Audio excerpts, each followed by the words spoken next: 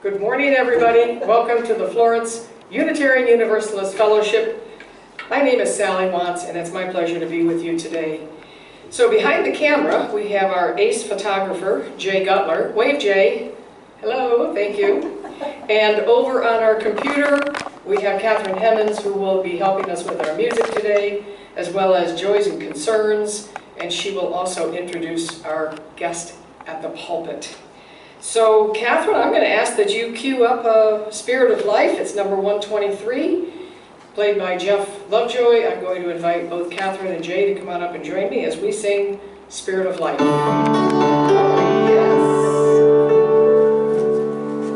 Spirit of Life.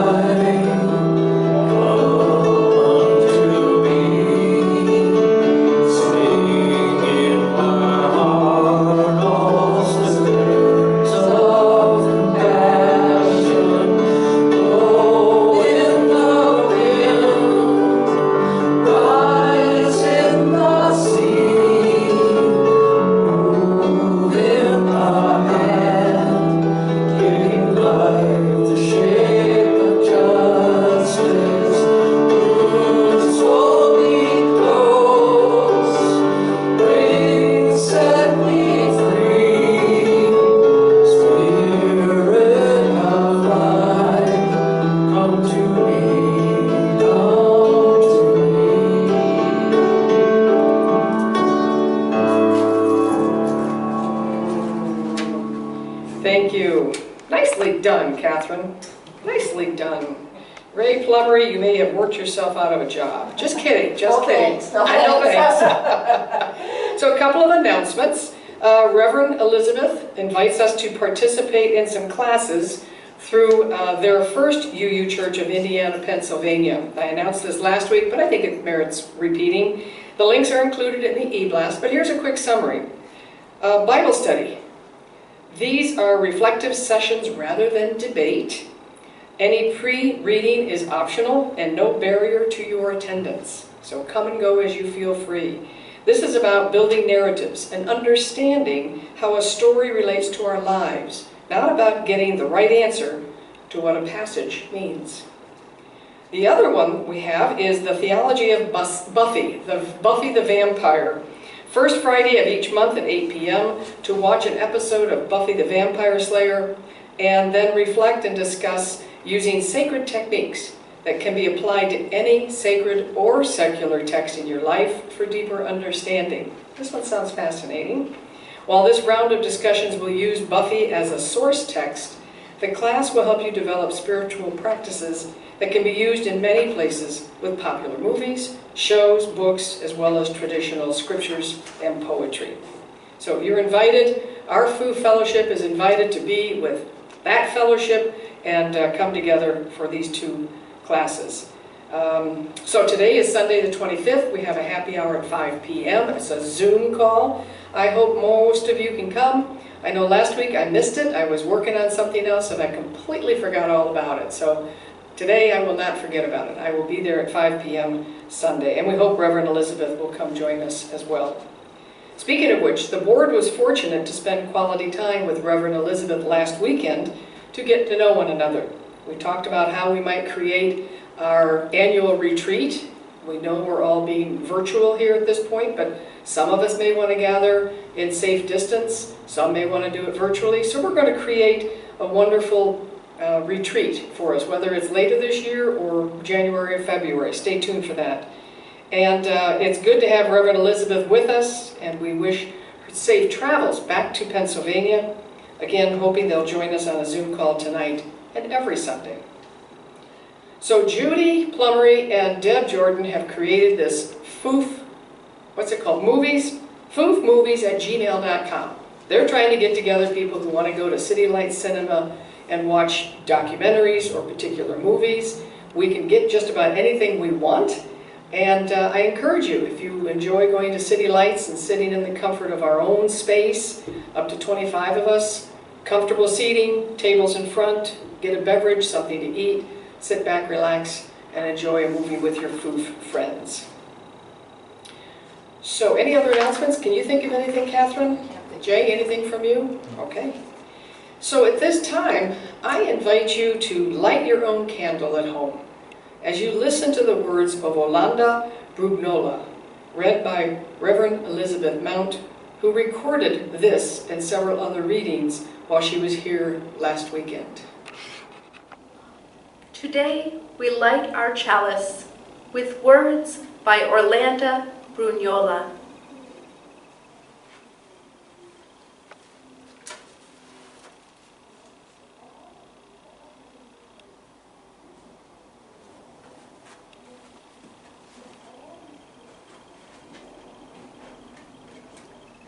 Flame, friend of our most ancient ancestors, we kindle you to make you visible in this time.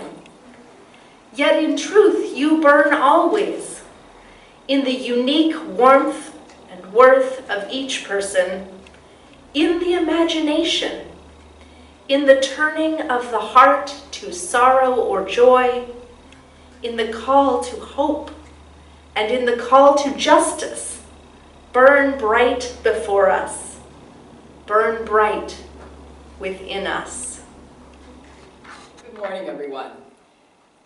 This is our Joys and Concerns, part of our service. We continue to do this to remind ourselves of our unfailing connection with each other.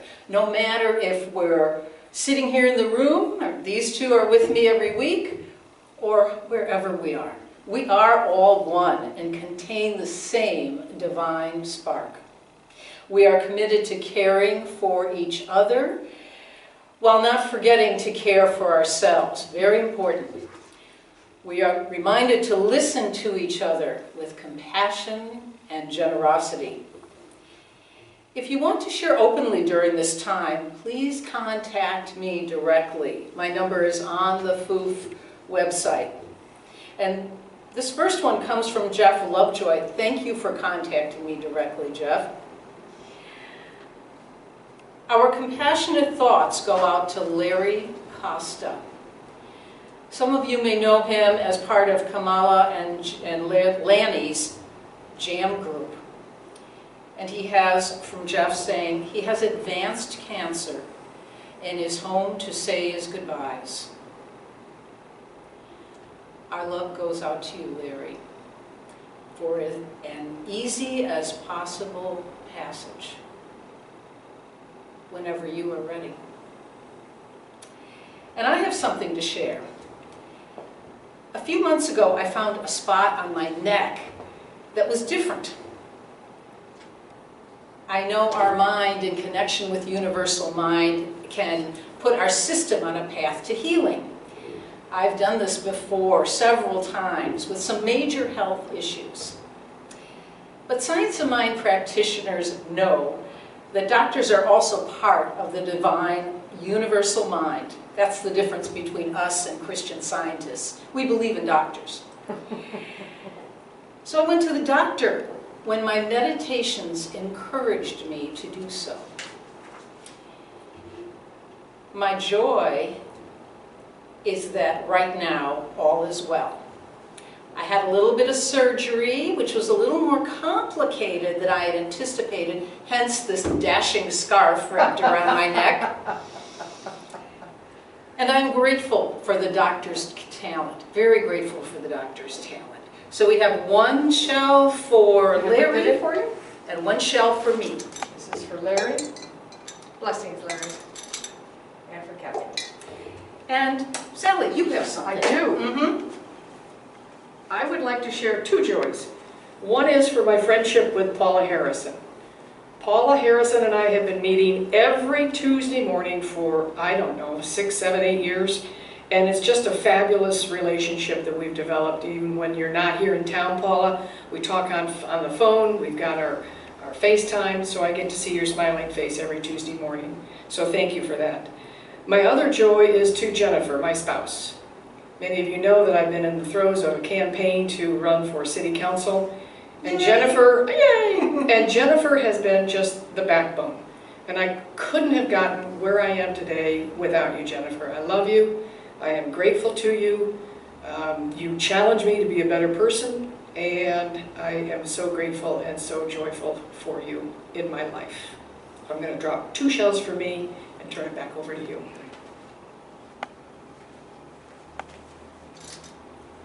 That's for Paula. And this one for Jennifer.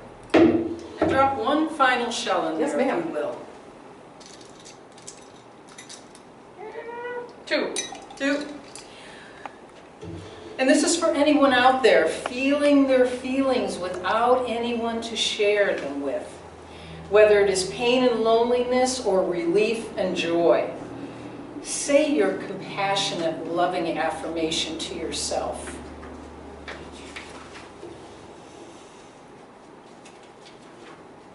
Send it out to the universal loving law of allowance for peace and grace. And so it is.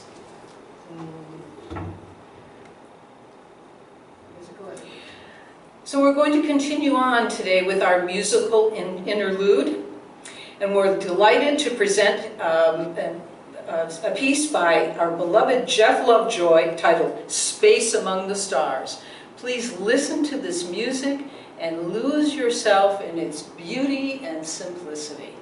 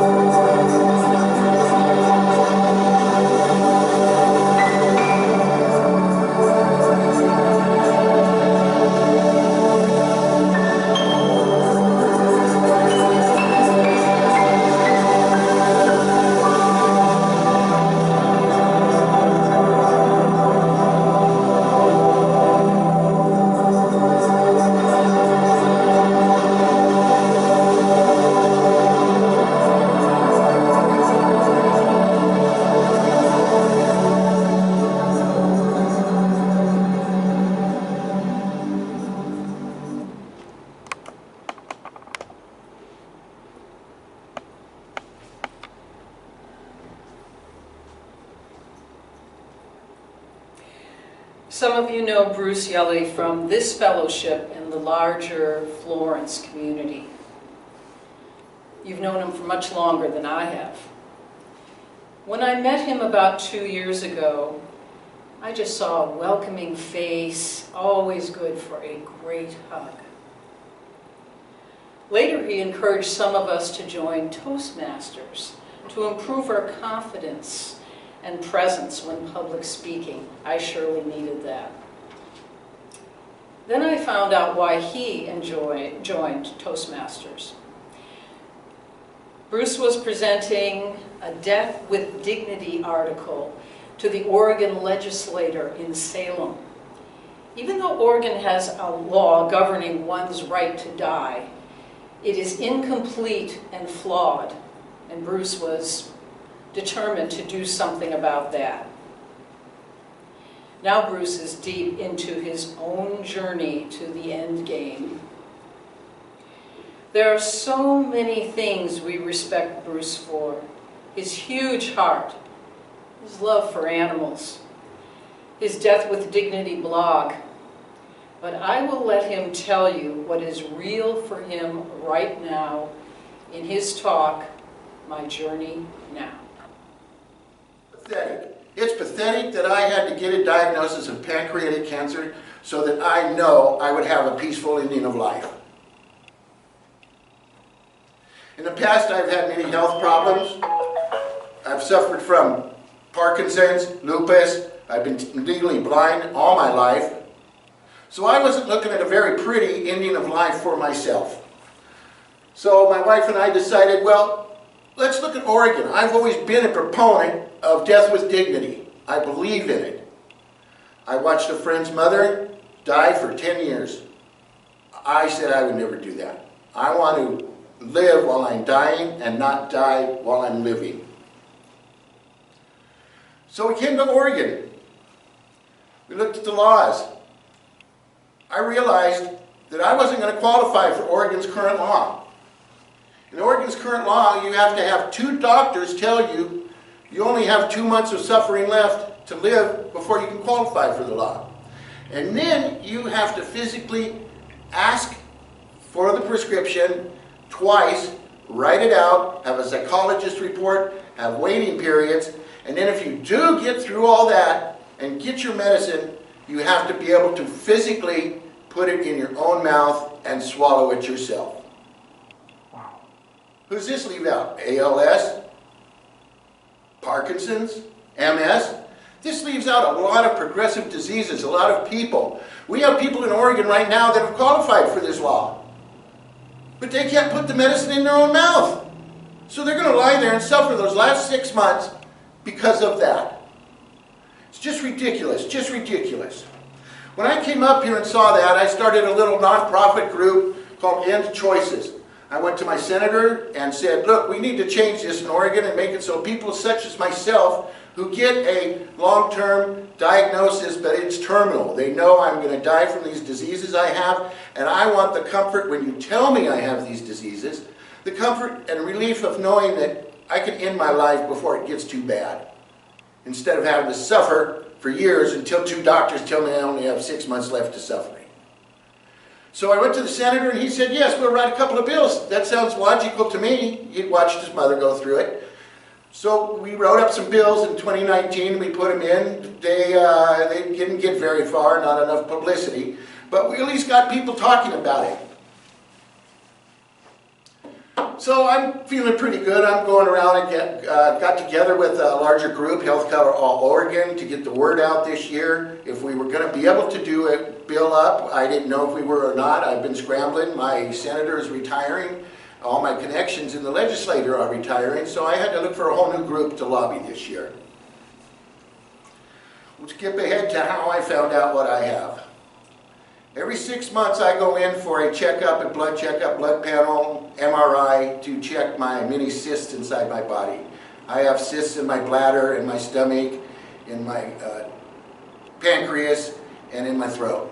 So they keep a check on them. Last April I went in for my 6-month check, and they said, ooh, there's a little speck here, maybe you ought to come back in 3 months. So months later I started getting my pains. I pushed them to give me an MRI. They said I had to wait my 3 months. At 32 days, or the day after that 3-month period, I went in for an MRI, and a little piece in the pancreas that they hadn't even caught before had grown to be 2 centimeters. In 3 months, a 2-centimeter tumor had grown in my pancreas. This tumor is starting to wrap around, if you can picture, the artery that goes to my liver. So, eventually it's going to squeeze that artery off and shut the liver off. So it's interesting, as they tell you this, they kind of start with you're optimistic. The first doctor came in, and I think he was the gastroenterologist, and he said, well, you've got cancer. Looks like you have about 2.5 years left to live. Okay, I want to send you to the surgeon because this tumor is touching an artery. So let's see what the surgeon's going to say. Well, they usually do surgery first on a cancer patient. So I went to him, and he said, I'm not going to touch you. I can't do surgery on you with that tumor touching that artery. I'm going to send you to the cancer doctor.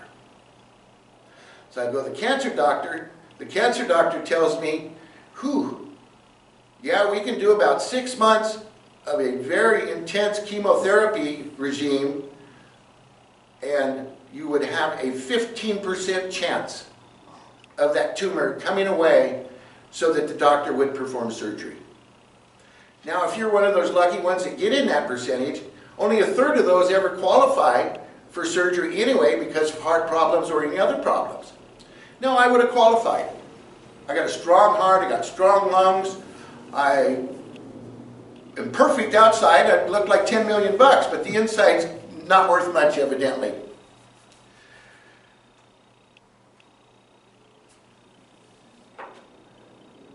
So I took this diagnosis to heart, and I thought, finally, I'm getting closer to my goal. I'm not going to have to die an ugly life.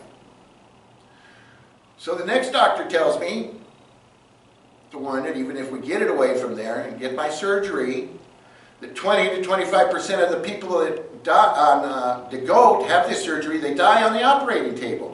20 to 25% don't even make it out of post-op. And if the surgery is successful, you might get another 2.5 years. And 2 of those, however many, of course nobody knows, but a lot of those would be intense therapies of radiation, more surgeries, things like that. And then they tell you 80% of the people that have these surgeries get the tumor back. So to me it's a no-brainer.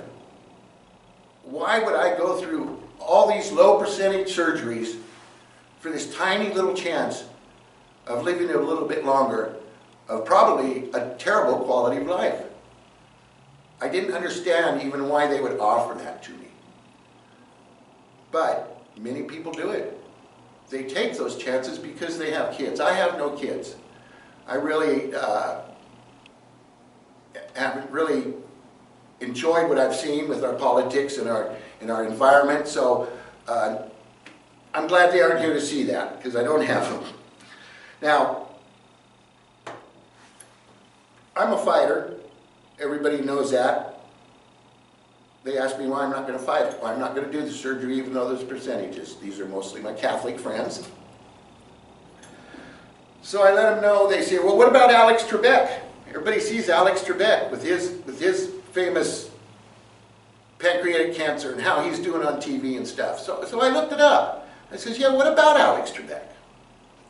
Alex Trebek has been 2 years of a very expensive, therapeutic, experimental chemos.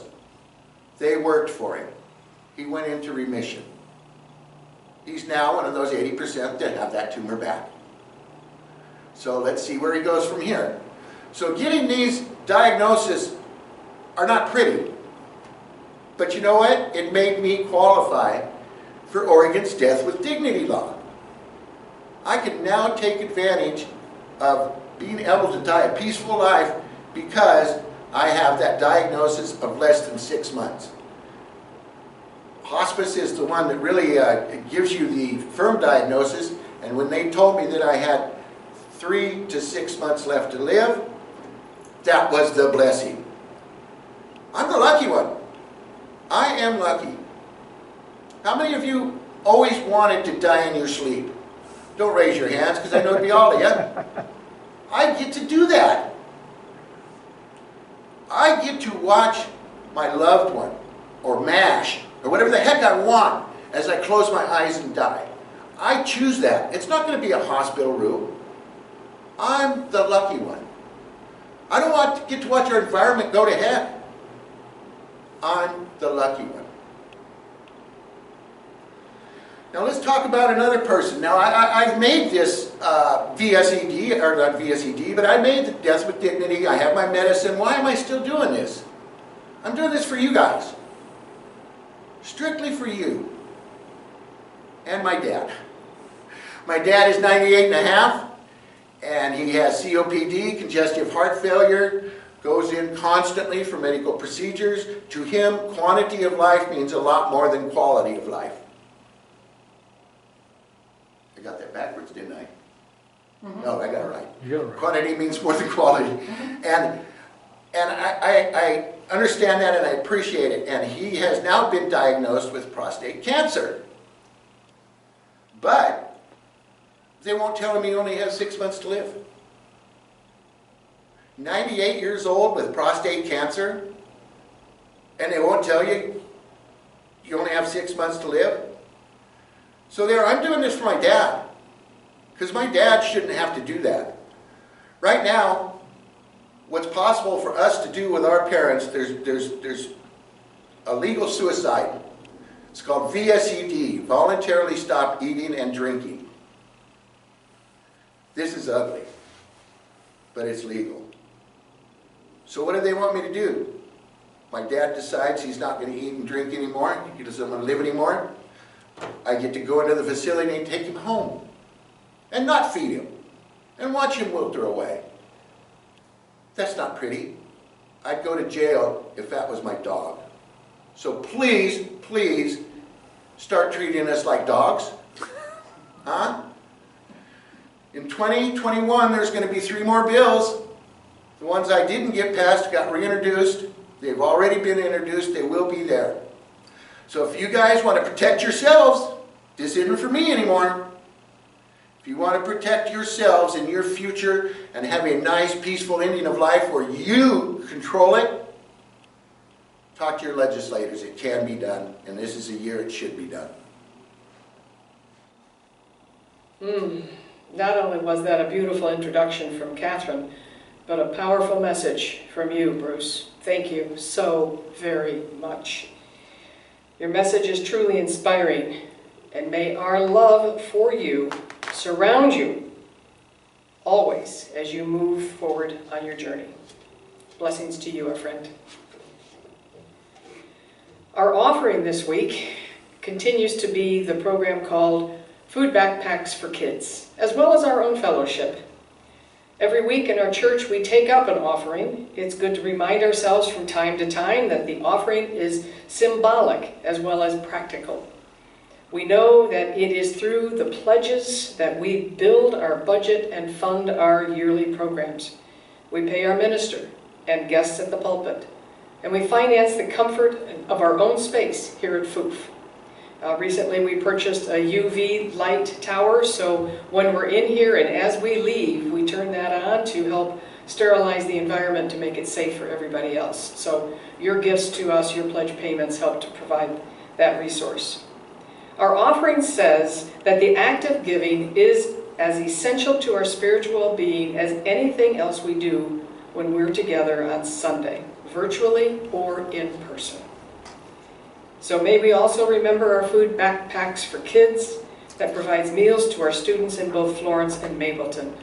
Included in the e-blast today is a link to a short video that talks more in depth about what Food Backpacks for Kids does. I encourage you to look at that and give as you are able to both FOOF and Food Backpacks for Kids. You can submit your pledge payments anytime. You can mail them to us at P.O. Box 2502, Florence 97439. You can go on our website. There's a convenient little button at the top on the far right side. I think it says donate. You click on that and you can make your payment and designate how much you'd like to go to FOOF and how much you'd like to go to the backpacks. So yeah, we thank you for your consideration. And as we move forward with our offering here at FOOF and at home, I ask that you repeat after me. Divine love through me Divine love through me blesses and multiplies all that I am, blesses and multiplies all that I am, all that I give, all that I give, and all that I receive. and all that I receive. I am prosperous now, blessed be. I am prosperous now, blessed be. Blessed be. I invite you at home, and Catherine, if you would, to come extinguish the flame of our chalice. And I share the following words from Robin Gray.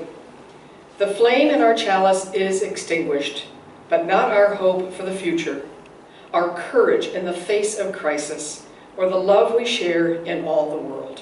Blessed be. I offer the following closing words out of respect to and love of Bruce Yelle, whose courage in the face of his own death is an inspiration to all. It's titled, What We Know, and its author is Kenneth Collier. I do not know where we go when we die, and I do not know what the soul is, or what death is, or when, or why. What I know is that the song once sung cannot be unsung, and the life once lived cannot be unlived. And finally, the love once loved cannot be unloved. Special day today at FOOF, ladies and gentlemen. We're going to conclude with our peace song. Catherine has that queued up. We're going to sing our peace song. We invite you to sing it at home too. Open the windows. Come on, sing it out loud. Make your neighbors wonder, what the heck are you doing over there? So after we're done, remember our Zoom gathering today at 5. And Catherine, if you'll start that peace song, we're going to start singing.